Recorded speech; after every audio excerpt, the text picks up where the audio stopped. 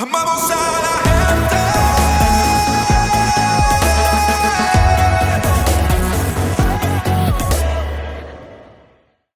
Amado, yo en un momento dado, leyendo las Escrituras, me topé con los detalles del origen del rey David. Y cuando yo veo el carácter de ese hombre, y luego leo en las Escrituras que la palabra dice que David fue un hombre conforme al corazón de Dios, yo quedé fascinado. Y yo le dije al Señor en oración, y recuerdo que se lo dije con lágrimas, le dije: Señor, yo quiero ser un hombre conforme a tu corazón. Yo les he enseñado a mis discípulos que cuando usted esté leyendo la Biblia, usted lea la Biblia, pero ore. Mientras la lee, ore. Y mientras ora, lee las Escrituras, porque ambas cosas te ayudan a conectarte con Dios. Entonces yo estoy leyendo a David y yo le estoy diciendo al Señor en mi corazón: Señor, yo quiero tener un corazón como el de David. Yo quiero tener un corazón como él. Señor, por favor, concédeme esa bendición. Ajá. Y Dios comenzó a contestar mi oración. Y me metió en un molino. Y me pasó por un horno. Y me metió en el taller del quebranto. Y yo le decía: ay, Señor, pero Señor, ¿por qué me haces pasar por esto? Si tú estás conmigo, ¿por qué me haces pasar por esto? Y él me contestó: ¿acaso no me pediste un corazón conforme al de David? Con esto, ¿qué te quiero decir? Con esto lo que quiero decirte es que todo buen fruto de carácter y todos esos elementos sobresalientes de las personas significativas de la historia, todas han tenido un precio. ¿Escuchaste eso? Todos han tenido un precio. En otras palabras, Dios no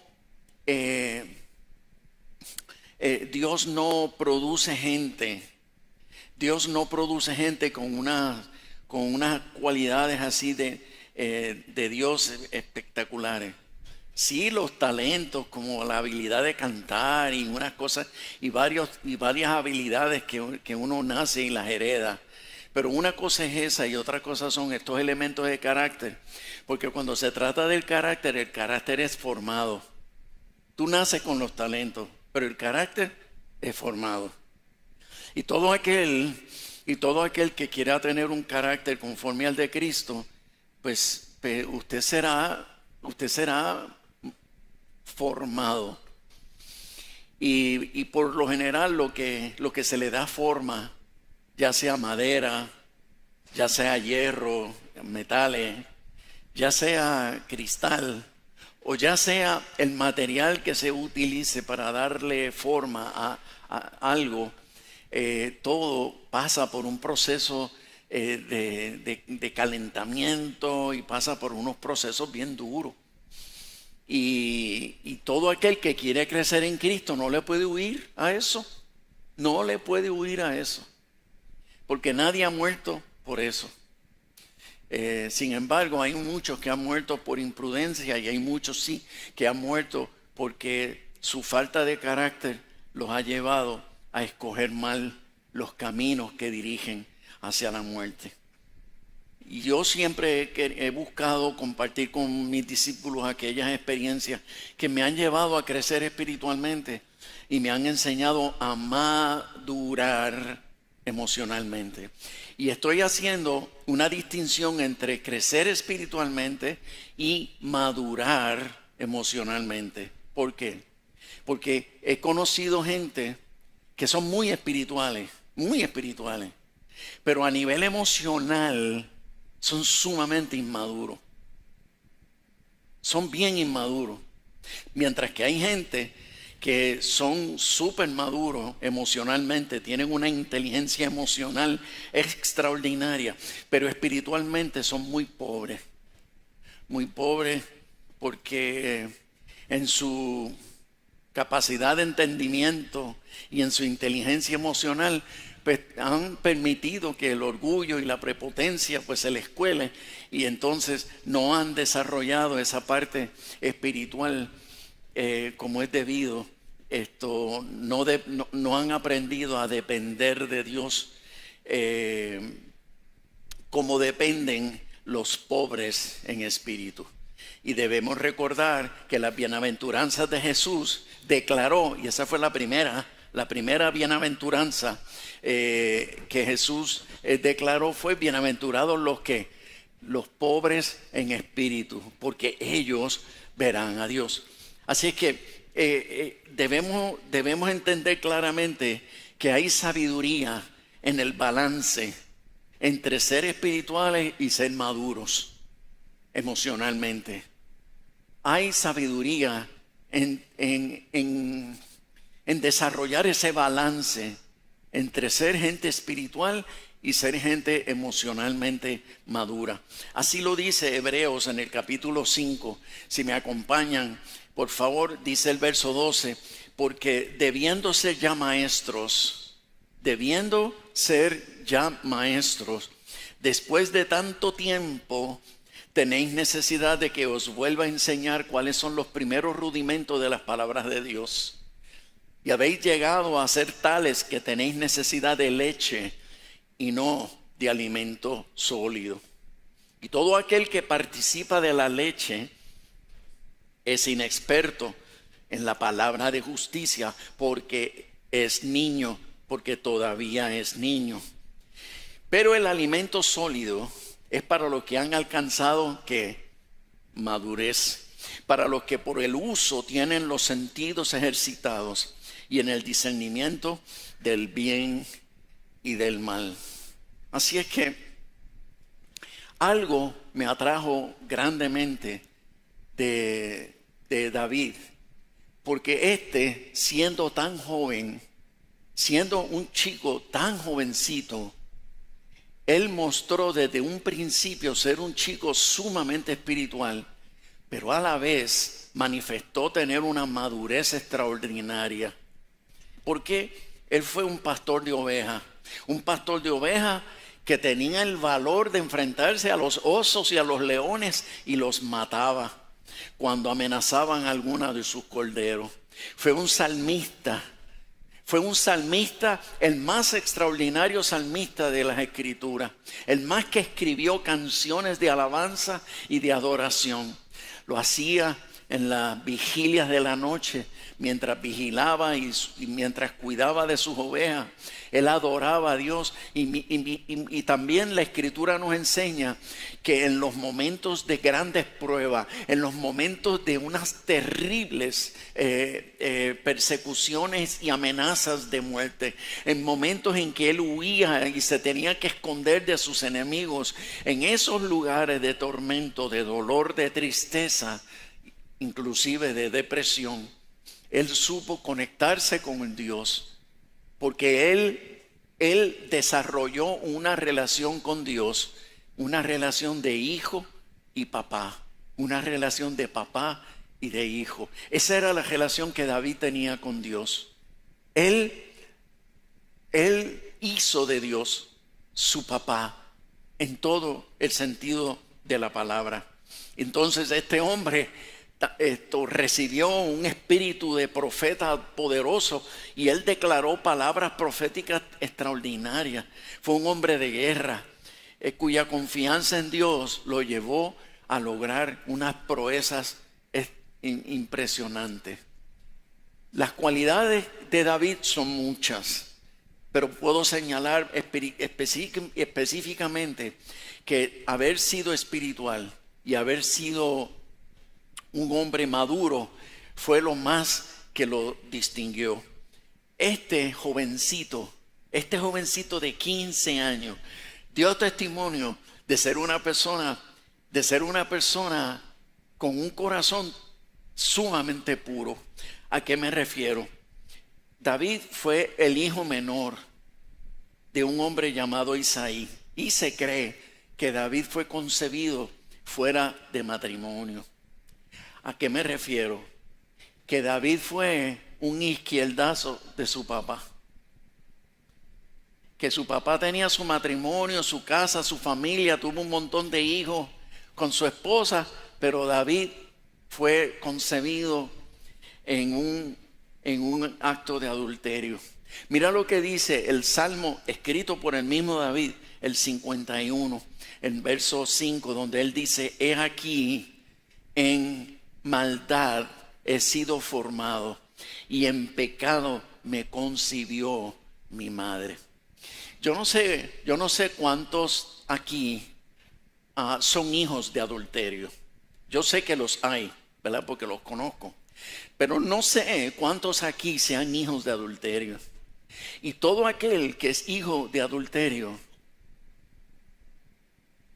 no se siente ser una persona significativa dentro de la familia.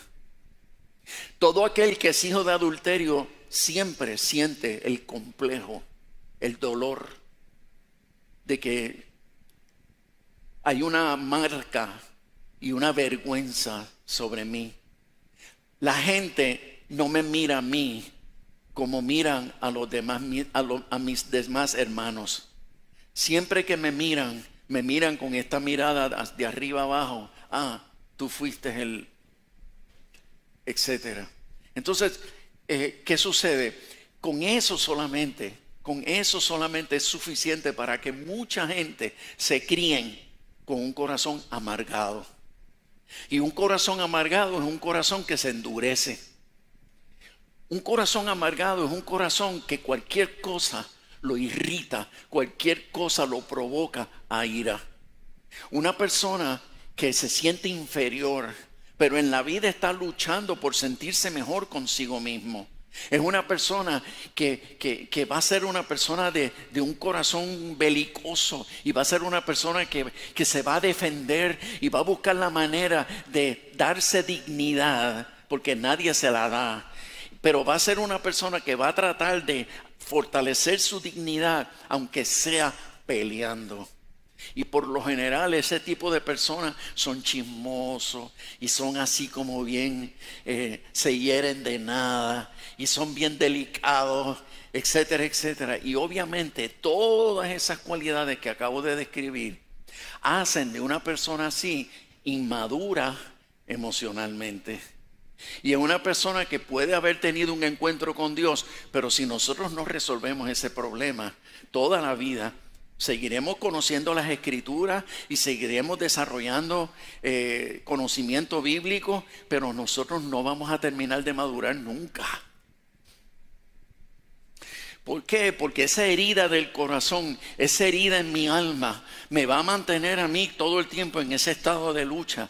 Y aún dentro de la iglesia voy a tener problemas con gente, pero sobre todo voy a tener problemas con las figuras de autoridad. Porque el primero que me hirió fue mi madre. El segundo que me hirió fue mi padre. Y si las dos figuras de autoridad más importantes en mi vida me hirieron, de aquí en adelante yo voy a tener problemas con todas las figuras de autoridad que hayan en mi vida.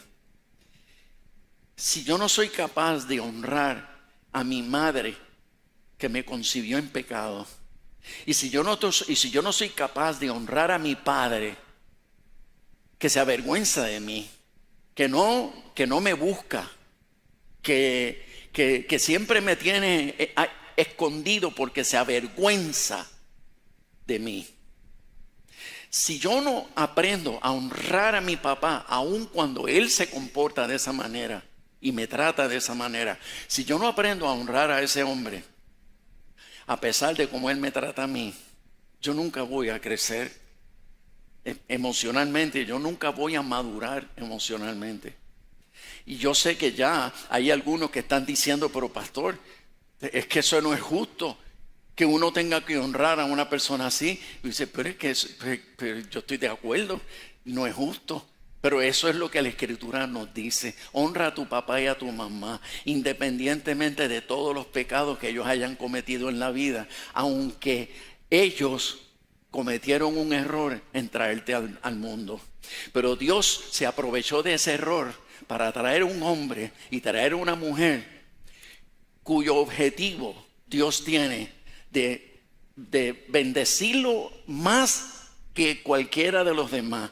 ¿Sabes por qué? Porque hay un principio bíblico que dice que cuando la vida te ha robado y cuando la vida te ha negado honra, Dios prepara una honra especial para esa gente.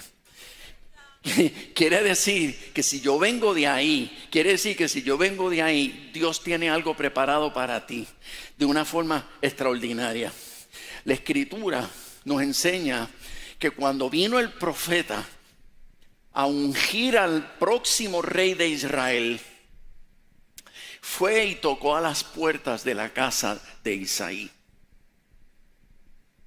Y el profeta le dijo: tráeme a todos tus hijos, porque entre ellos ungiré hoy al próximo rey de Israel. ¿Y qué hizo Isaí? Pues trajo a los hijos ¿qué? A los legítimos, a los tenidos bajo matrimonio. Y vino uno por uno.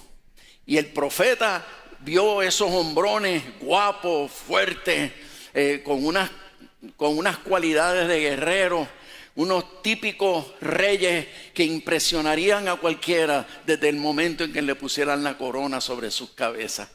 Pero el profeta fue impresionado por la imagen de esos hijos de Isaí, pero el Espíritu le dijo al profeta: no mires lo que los hombres miran, porque lo que yo miro no es eso. Yo miro otra cosa. En otras palabras, pasó un hijo, pasó el segundo, pasó el tercero, pasaron todos los hijos de Isaí. Y el profeta está como: pero Señor, tú me dijiste que de aquí era y no me has mostrado quién es. Dile a Isaí que si le queda algún hijo por ahí,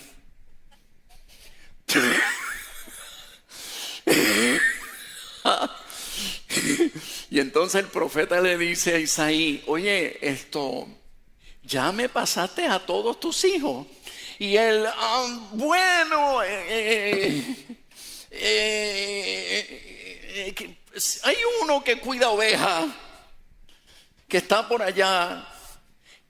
Hay uno que no recibe el trato que todos los demás han recibido. Dicho sea de paso, yo no sé si usted sabe que en la antigüedad, por lo general, las mujeres pastoreaban ovejas.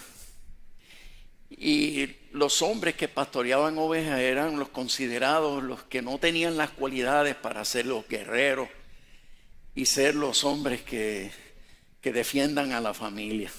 Y David fue enviado a pastorear ovejas. Así que aún eso fue una función que fue humillante para cualquier hombre, menos para David. ¿Y sabes por qué para David ninguno de esos tratos le dañó el corazón?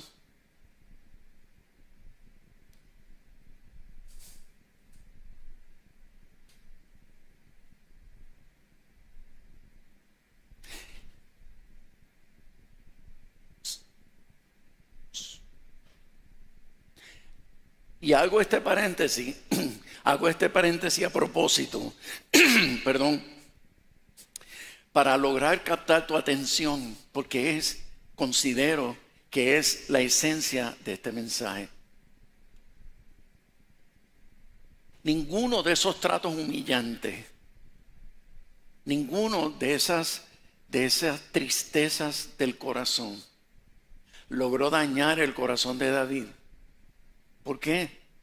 Porque David amó a Dios a tal grado que lo hizo su papá.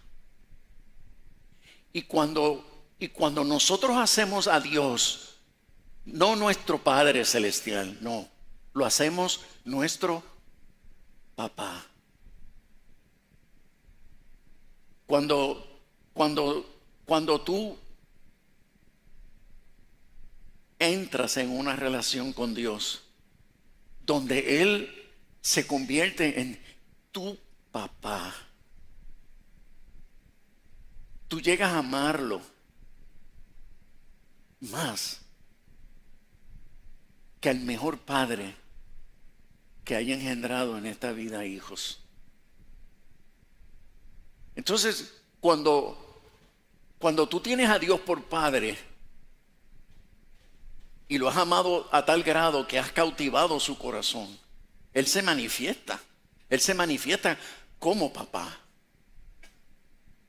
Y Dios se hizo el papá de David. Entonces, ¿qué pasa? Cuando el vacío que dejó tu papá,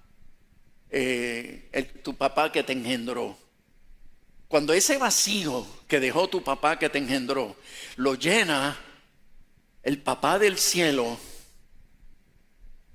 pues ya tú no sientes el dolor del abandono de tu papá, porque Dios tomó el lugar de tu papá terrenal y lo ocupó.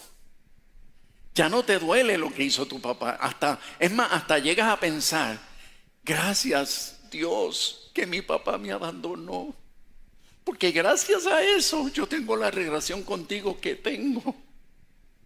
Yo no tendría la relación que tengo contigo si no fuera por todo lo que sufrí, por toda la vergüenza, por todo ese sentido de abandono. Eso me llevó a invocar tu nombre con tanta intensidad que te descubrí. Y gracias a eso, hoy tengo la relación que tengo contigo.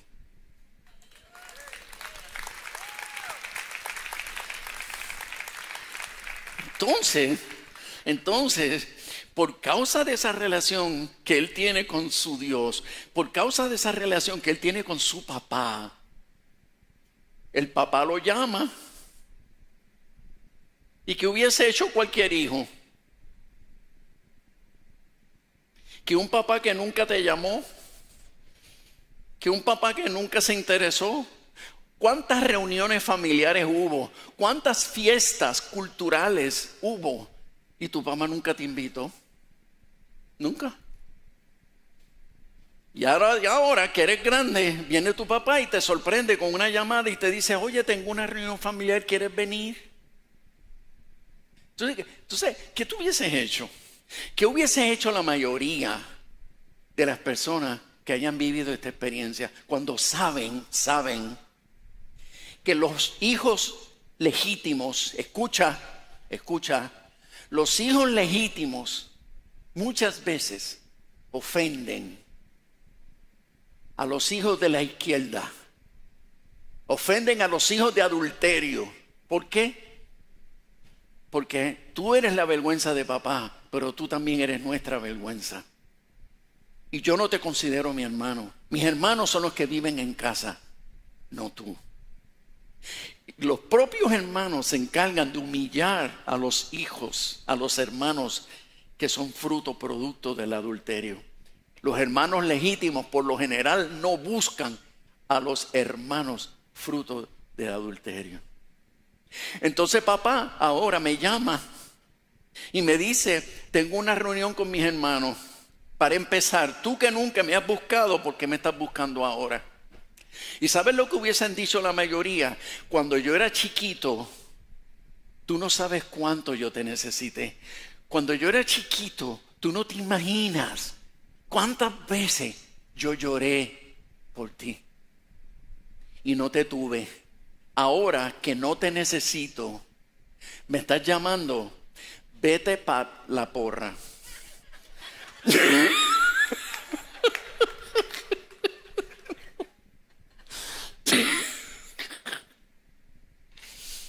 Y a un cristiano, escúchame, a un cristiano, y le dicen a sus papás, yo no te necesito, ahora tengo a Dios en el corazón. Ajá, ahora tienes a Dios en el corazón. Si de verdad lo tuviera, correría al llamado de tu papá, independientemente para la razón que te llama. Pero además de eso, saber que vas a una reunión de hermanos donde él sabe que todos lo menosprecian. ¿A qué voy yo a ir allí? ¿A que me humillen otra vez? ¿A que se mofen de mí y se burlen? Porque ellos se burlan de mí. Entonces, yo voy a ir allí a exponerme. Oh, no. Yo me quiero demasiado como para exponerme. Papá, lo siento, yo no voy a esa reunión. ¿Sabes qué hubiese ocurrido si él no iba a esa reunión? David nunca hubiese sido ungido por el profeta como el próximo rey de Israel. Pero ¿sabes qué hizo David cuando su papá lo llamó? Le dijo: papá, no está escrito, pero es obvio. Si yo hubiese escrito, si me dieran la oportunidad de escribir un guión para la vida de David, yo le añadiría: papá, me sorprende grandemente esta llamada, pero gracias por llamarme. Tú me invitas a una reunión. ¿Quién soy yo para decirte que no a ti, que eres mi padre? Honro tu invitación y me siento honrado por tu invitación. Quizás no se me haga fácil enfrentarme a mis hermanos, pero no importa. Allí voy a estar. Y quizás con temor y temblor llegó, pero para la gran sorpresa de David, allí estaban todos sus hermanos que pasaron uno por uno por frente al profeta, y el profeta con el cuerno lleno de aceite, dispuesto a derramarlo, y el Espíritu de Dios le dijo: ninguno es, falta uno. ¿Y sabes qué? ¡Oh, gloria! Llega el menospreciado, el humillado, al que todo el mundo se burla de él. Llega el micuillo, pastor de ovejas, y aparece: papá, aquí estoy. Y el profeta: este es el próximo ungido de Jehová. Y le derramó aceite sobre su cabeza, lo ungió como el próximo rey de la nación de Israel. En otras palabras, ya no es el más grande de los hijos de Isaí, ahora es el hombre principal de la nación de Israel.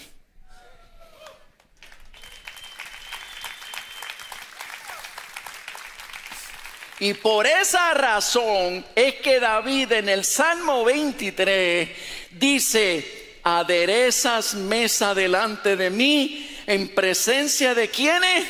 En presencia de mis angustiadores. Unge mi cabeza con aceite, mi copa está rebosando. Señor Padre, fueron años de humillación, años de menosprecio, años que me tildaron como el hijo de pecado, años que me tildaron como el hermano ilegítimo. Y qué grande eres tú, que me unges, preparas un banquete para mí en presencia de todos los que me han angustiado en la vida. Pero ¿sabe a quién Dios le hace eso? ¿Tú sabes a quién Dios honra de esa forma? Dios honra de esa manera a aquellos que no han permitido que las humillaciones te dañen el corazón. ¿A quién Dios honra de esa forma? ¿A quién Dios unge en presencia de tus angustiadores?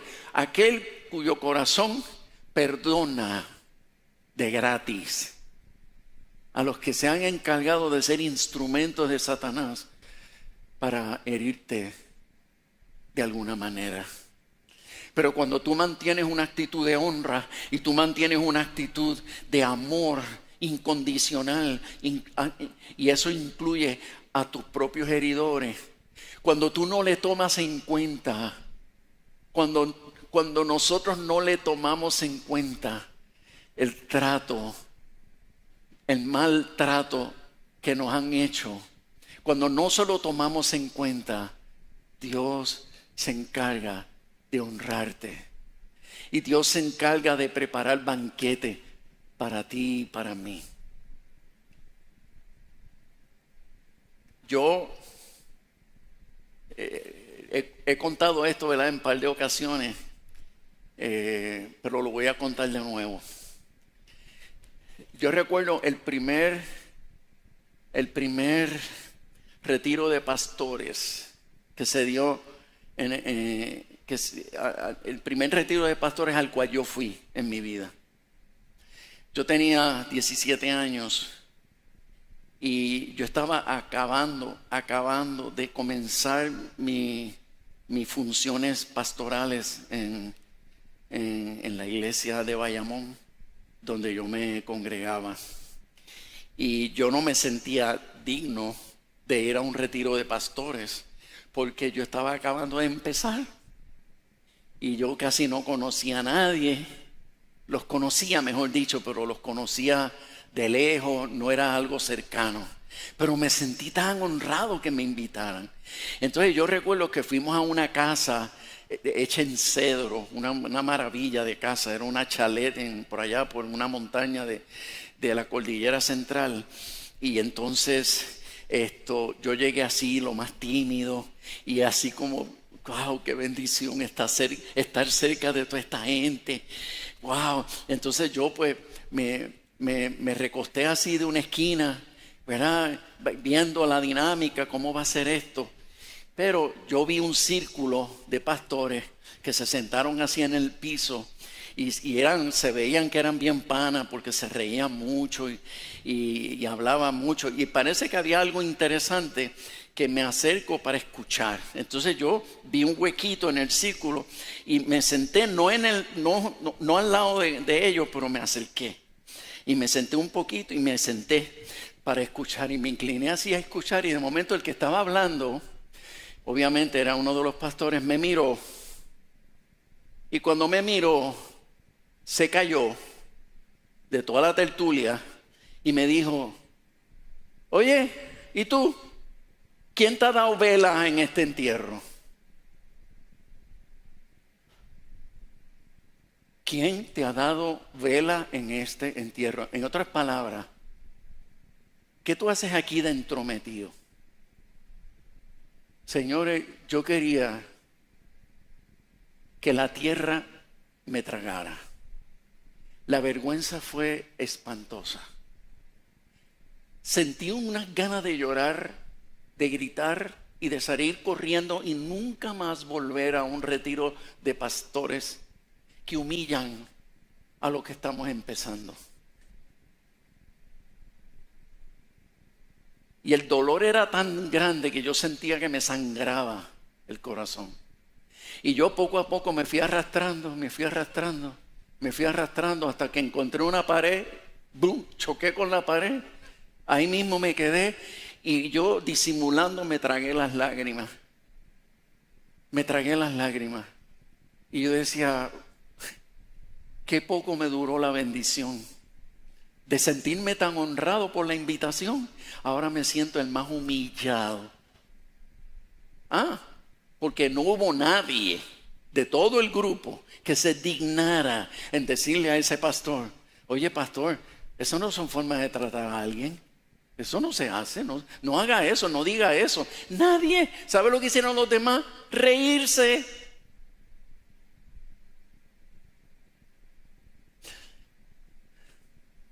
Pastoreé 5 años en Bayamón.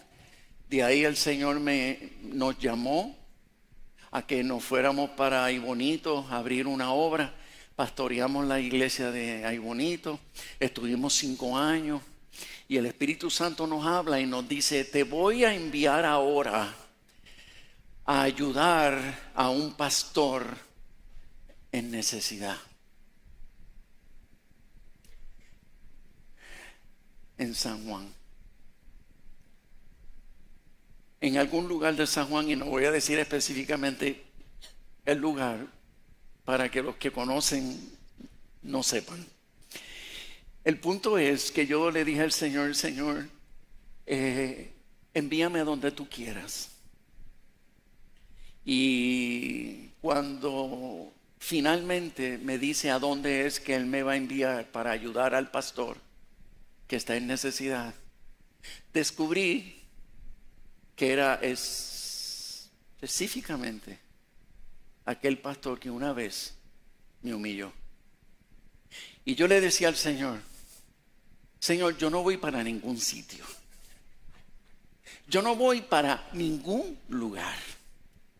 Entonces él me dijo, pues ¿sabes qué? Tú no te mandas. Y dije, pero Señor, ¿por qué me castigas? Él me dice, no, yo no te castigo. Yo te estoy formando. Y te estoy concediendo lo que me has pedido. Llegamos. Y el primer día que llegamos, el pastor le dice a toda la iglesia públicamente, tenemos aquí a los pastores Rey y Mildred, que fueron pastores en Bayamón y fueron pastores en Aybonito. Y ahora se relocalizaron a esta ciudad y se van a congregar con nosotros. Pero que él no se crea que porque él fue pastor, él va a venir aquí a pastorear.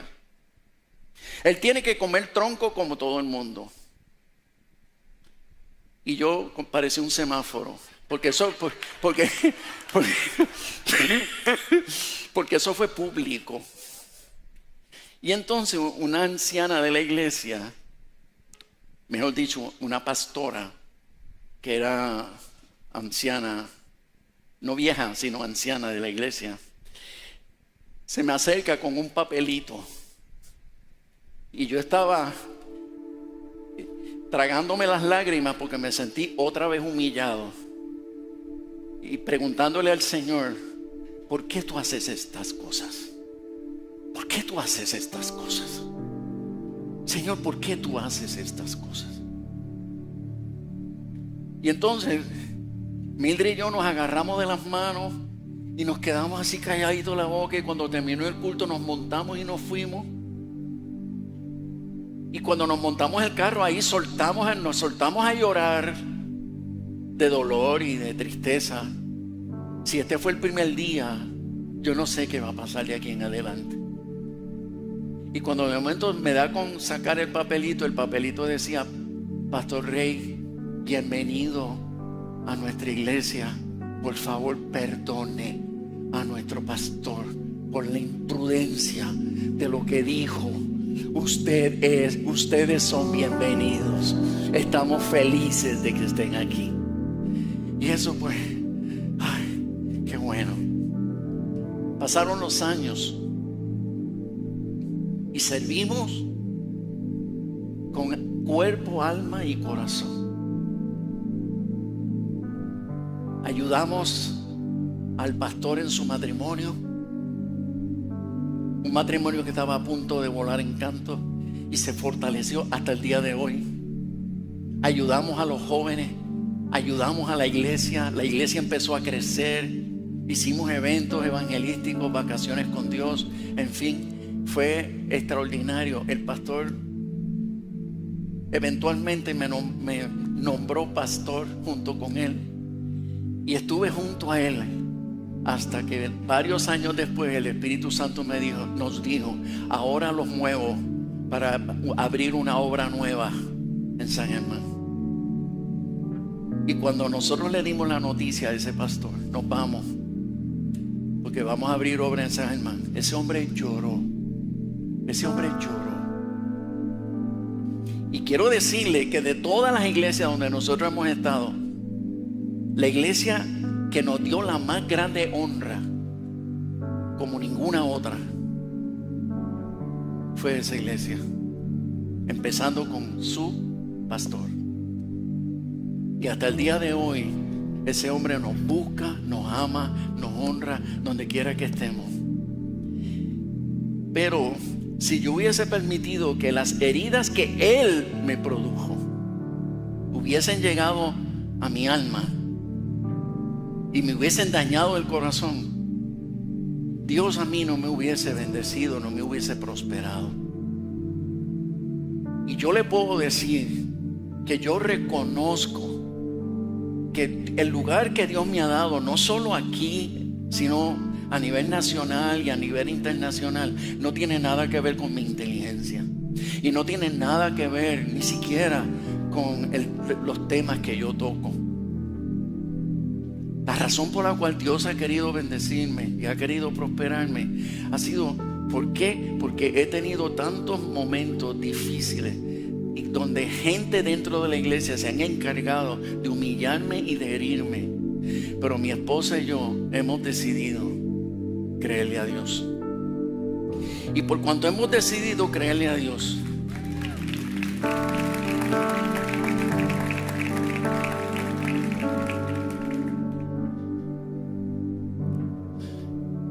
¿y sabes qué significa creerle a Dios? No pelear cuando me atacan. Por eso hemos hecho de este verso bíblico un aliado. Segunda de Crónicas 20. Mira qué poderoso. Segunda de Crónicas 20:17 dice: no habrá para qué peleéis vosotros en este caso. Paraos, estad quietos y ved la salvación de Jehová con vosotros. Luego en el Salmo 46:10 dice: estad quietos y conoced que yo soy Dios. Estad quietos y conocerás que yo soy Dios. Seré exaltado entre las naciones, enaltecido seré en la tierra. Esa fue la razón por la cual David fue ungido rey de Israel. Pero ¿sabe cuándo fue coronado? 15 años después. Cualquier persona hubiese pensado, si Dios mandó al profeta para ungirme como rey, el próximo rey de Israel, y ya Dios había desechado al primer rey, ya Dios había maldecido al primer rey, a tal grado, Saúl fue maldecido por Dios que él cayó endemoniado, él cayó atormentado por demonios. Y durante esos 15 años, David, que ya había sido ungido como el próximo rey de Israel, le tocaba el arpa a Saúl. Cada vez que los demonios lo atormentaban, él iba y cantaba salmos y le tocaba el arpa, y sus cánticos de adoración espantaban los demonios que atormentaban a Saúl. En otras palabras, David siguió sirviendo al rey, al endemoniado, al desechado por Dios, cuando que ya él había sido ungido para ser el próximo rey de Israel. Y estuvo 15 años sirviéndole a Saúl. Y cuando el pueblo empezó a amar a David, cuando el pueblo empezó a admirar a David, Saúl se enceló. Y por causa del celo persiguió a David para matarlo. David tuvo que huir del palacio y en muchas ocasiones trató de matarlo. Pero David nunca dejó de llamar a Saúl el ungido de Jehová. Y él, en vez de llamarlo Saúl, el desechado, Saúl el endemoniado, David todo el tiempo de su vida lo llamó Saúl el ungido de Jehová, porque Saúl fue ungido por Dios antes de ser rey. ¿Y sabe qué me enseña David? David me enseña que cuando alguien ocupa un lugar de autoridad en tu vida y en mi vida, independientemente de sus debilidades, de sus faltas, de sus pecados, de sus irresponsabilidades y de sus malas acciones y actitudes, él toda la vida seguirá siendo una persona a quien yo le debo honra. Por eso es que a mí no me importa cómo sea mi papá conmigo. Él es una figura de autoridad y Dios me dio a ese hombre, Dios me lo dio por papá. Mi deber es honrarlo, aunque no se lo merezca. Mi deber es honrarlo, aunque no se lo merezca. Y los que quieran conocer más de la gran sabiduría de ese hombre, de la gran humildad de ese hombre, todo esto es lo que he vertido en ese más reciente libro titulado La unción de David. Así que aquellos que quieran seguir creciendo en este conocimiento y quieran de igual manera aprender a ser como David. Aquellos que entiendan que hay cosas maravillosas que puedan aprender de la vida de ese hombre, yo te invito que adquieras la unción de David. Yo he disfrutado mucho porque David, después de muerto, fue un instrumento de Dios para transformarme la vida. Y gracias a él y obviamente al poder del Espíritu Santo, he podido mantener mi corazón sano a lo largo de camino escabroso y disfrutarlo hasta hoy. Saludos a toda nuestra familia que se conecta virtualmente con nosotros regularmente. En este tiempo difícil debemos reconocer que Dios ha sido bueno y ha traído provisión sobrenatural a nuestros hogares. Si Dios lo ha hecho contigo, te invito a ser parte de nuestro equipo ministerial, apoyándonos con tus donaciones para mantener al aire este poderoso mensaje que Dios nos ha dado, hasta que todos oigan. Puedes hacerlo hoy a través de las plataformas digitales que aparecen en pantalla. Que Dios te bendiga y que el Señor nos conceda junto a ti sanar a todas las familias de la tierra, una persona a la vez. Gracias por tu generosidad. Dios te bendiga.